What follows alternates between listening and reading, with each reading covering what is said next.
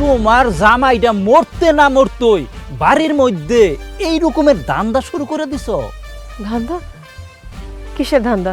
এই যে নাগর নিয়া রাত কাটানোর ধান্দা, তা তোমার রেট কত?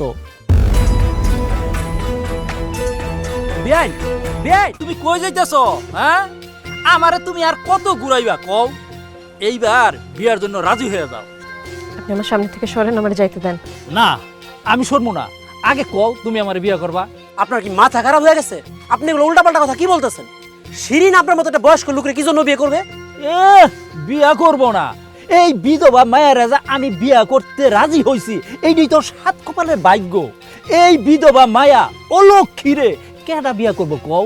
আরে আমার বউ মইরা গেছে, রাইতের বেলায় একলা ঘুমাইতে পারি না, আর সেই জন্যই তো আমি এই শিরিনরে বিয়া করতে চাইতেছি। ভালো কথা। আপনি কি? আমি শিরিনের বেয়াই। ও বুঝছি বুঝছি।